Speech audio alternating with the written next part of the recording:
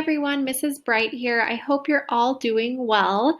Today I'm going to show you what the end result should look like or could look like. Again, you're personalizing it your way, so it might not even look like this, but this hopefully will inspire you with some ideas that that might be helpful. So in the last video that I made about Bitmoji Classroom, it was more of a step-by-step on how to create the base of your classroom. And what I wanted to make sure that was clear, you want to make sure that you publish your Bitmoji Classroom also to the web because that's going to be a nice extra step you can take. So that way when students get this document, they're not trying to request editing access or trying to make copies. And then if they make a copy, it might not be getting all the updates that you might be updating your Bitmoji Classroom with. Because remember, whenever you make a change to your classroom, if it's published, students can't make a copy, which means that they're always going to have the most recent version of whatever you're doing in that slide, because when you publish it to the web, it updates itself regularly. And so that way students, if you update your calendar, they have the latest version of whatever you were doing. And so right here, I'm going to show you again how to do that. You're going to go to File, and then you're going to go to Publish to the Web, and then you'll grab that link there. And so this is what your students will see. It's just going to be like its own web page. I would show you my contact page at the bottom left there to start, but I do have my contact information on there for my students, and so I don't want to be sharing that on the internet. But basically, you can include your email, or you can also include an appointment link system. Like I've used You Can Book Me, and I know a few of my colleagues use Calendly. And so those are some different applications you can use for students to book appointments with you. You can also put your office hours in there. You could put a reminder for students to make sure they're contacting you at appropriate times, not 10 times over the weekend because you didn't respond on Saturday, and so they message you 10 more times on Sunday.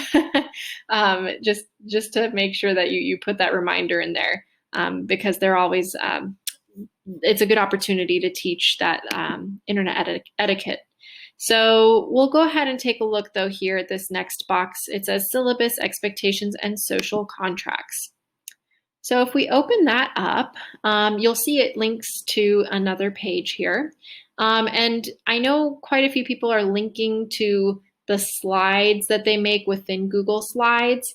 So like, for example, if we go back here, they make multiple, like for example, I could add a new slide and they'll just link directly to each new slide. But I like creating new Google Slide presentations for each web page because that's my process. So here you've got your syllabus, your Zoom expectations, social contracts, and honor code. So I'll go ahead and pull up a couple of these here. So Zoom expectations, if we click on that, you'll see once it loads, you'll see here that I have my expectations for my students. I made the GIFs or GIFs, however you want to say it. I made those on the Giphy app or Jiffy app, and it's in the Create section on that app. And I was able to send it to myself, and it's pretty cool. A fun way to switch it up from the Bitmojis if you want. And so here, this is a great resource to have up and easily reachable for your students because you might want them reviewing this pretty often. Also, I've got my syllabus. I won't show you that, but basically you can just link your syllabus. Social contracts, if your school does Capturing Kids' Hearts or something like that, and you like to come up with an agreement per class period, I made it so it's as if it's up on the wall, which is what we would normally do. And once we make that together as a class, then I'll type up everything that we agreed upon on these little scrolls here that we have. So that's kind of a fun way to do the social contracts. And then I always include an honor code here about the expectations for not cheating and turning in their own work. And so I would recommend doing that as well, since online work means that it's extra important to stress that everything is their own work. So that's that right there. I also like to link a school resources page. I'm not going to click on that as well because it has the school counselor contact information on there, as well as um, our tech people's contact information there. And so I'm going to keep that private, but there the students would be able to reach, anybody if they have tech problems. They would be able to reach the counselor if they need anything. I also put the district information and district website in there for parents and students to easily reach. Now, if we take a look here at calendars and schedules, I like to include multiple calendars and schedules. So if they want to look at the school district calendar, they can click right there. And then I also have a weekly Zoom schedule and a class calendar and schedule. So let's take a look at this first link here. So I like to include a little calendar for my students just to have a quick glance of what's coming up, what do they need to be planning for, and encourage them to be using their planners. And so this makes it a really easy way for them to whip out their planner and just fill it in as they need. And then that way they're not searching for things or trying to remember when you mentioned something would be due. And, I think this is a really great way for students to be able to just see it all right there. And you can highlight things to make them pop, and you can link as well if you want. So if I wanted to link the Google form for getting to know you Google form, then I could go ahead and link it straight into my calendar for my students. So that way they can easily find it. So that's my calendar there. And I also have my weekly Zoom schedule. This idea I actually got from a colleague of mine. So here you would link all of your Zoom meeting links for each period. If your school is doing it this way, this is how our school is doing it with our schedule. And so this way students can just find an easy way to get to your Zoom, and you don't have to post it all the time in Google Classroom this way. So this is a lot of front loading the work, and it's a lot of work up front, but it really does pay off because it becomes so much easier once all this is done. You don't have to be doing as much in Google Classroom, or if you're using Canvas, you don't have to do as much there. I like to use Google Classroom just for classwork that they have to submit and for important updates. Everything else I want them to be able to access from here. So that's where I'm putting all this information. So students should be able to click on these. I don't have them linked just yet, but they would be able to click on that and have a quick glance at what they need to do and when. So right here I have some fun posters, and if you'll notice on my whiteboard here, it says check Google Classroom, and then it says click on the posters to the right for music, forms, and travel trivia. So I'll go ahead and explain how I'm planning on doing this. I just clicked on the Boston poster that was up on my wall, and I just have some random questions here for them. So for the first week of school, this question is, which famous person lived here? And I'm planning on doing fun, random trivia, short trivia sessions once a week. And I won't tell the students when it is. So that's kind of my hope, is that they'll come to all of the sessions in case it's the extra fun trivia one.